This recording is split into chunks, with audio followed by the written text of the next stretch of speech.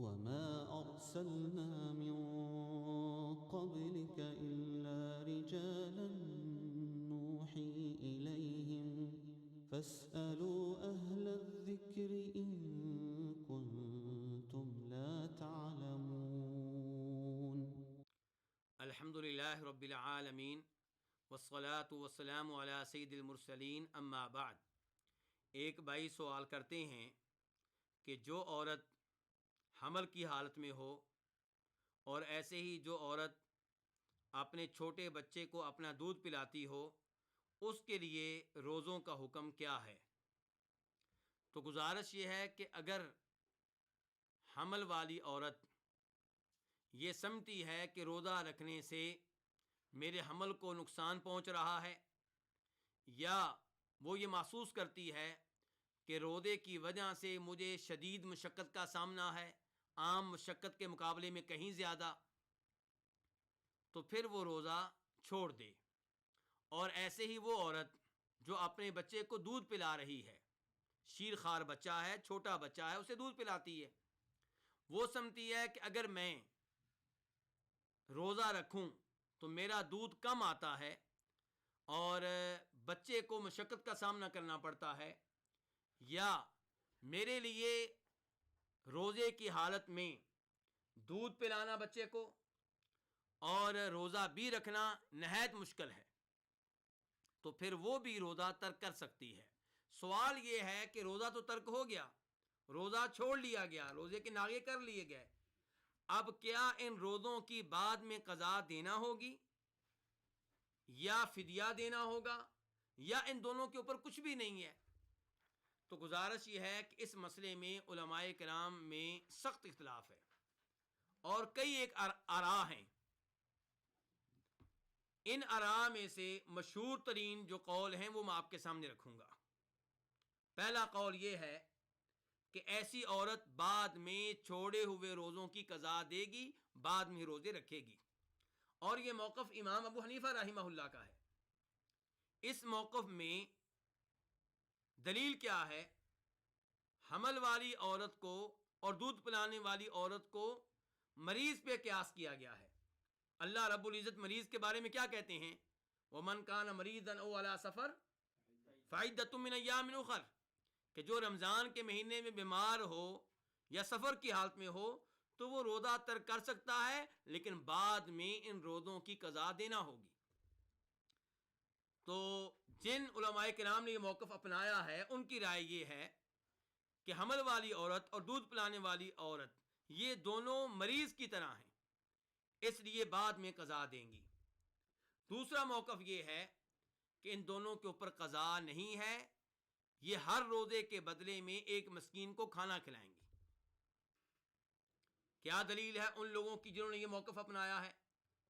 ان کے دلائل میں سے ایک دلیل جناب عبداللہ ابن عباس رضی اللہ تعالیٰ عنہما کا قول ہے، جسے امام دارقطنی روایت کرتے ہیں۔ اس میں یہ آتا ہے کہ جناب عبداللہ ابن عباس رضی اللہ تعالیٰ عنہما کی ایک لونڈی تھی، اور یہ لونڈی حمل کی حالت میں تھی، تو جناب عبداللہ ابن عباس نے اس کو فتویٰ دیا، اس سے کہا کہ تم روزے چھوڑ دو اور ان روزوں کے بدلے میں، ہر روزے کے بدلے میں گندم دو، آدھا سا۔ آدھا سا کتنا بنے گا؟ آدھا سا ایک سا تقریباً 2.5 کلو بنتا ہے، تو آدھا سا کتنا بنا؟ تقریباً 1.25 کلو، یعنی کہ 1.25 کلو گندم اللہ کی راہ میں دینا ہوگی ہر روزے کے بدلے میں۔ دوسری طرف عبداللہ بن عمر رضی اللہ تعالیٰ عنہما کے بارے میں ان کے آزاد کردہ غلام اور ان کے شاگرد جناب نافع کہتے ہیں کہ عبداللہ بن عمر کی ایک بیٹی کسی قریشی کی بیوی تھی، اور اسے رمضان میں شدید پیاس کا سامنا تھا۔ عبداللہ بن عمر نے اس سے کہا کہ تم روزے چھوڑ دو اور ہر روزے کے بدلے میں ایک مسکین کو کھانا کھلا دینا۔ اس روایت کو بھی امام دارقطنی رحمہ اللہ بیان کرتے ہیں، اور دونوں روایتیں سند کے لحاظ سے صحیح ہیں۔ تو گویا کہ عبداللہ ابن عباس اور عبداللہ ابن عمر دونوں کا فتویٰ اس عورت کے بارے میں جو حمل کی حالت میں ہے کیا ہوا کہ وہ ہر روزے کے بدلے میں کیا کرے؟ فدیہ دے. اور یہ فتویٰ صحابہ کرام کا فتویٰ ہے، اور صحابہ کرام میں سے کوئی بھی اس فتوے کا مخالف نہیں ہے. آپ کہہ سکتے ہیں کہ اس فتوے پہ صحابہ کرام کا اجماع ہے، ان کا اتفاق ہے، اور صحابہ کرام شریعت کو سب سے بہتر جاننے والے اور سب سے بہتر سمجھنے والے ہیں.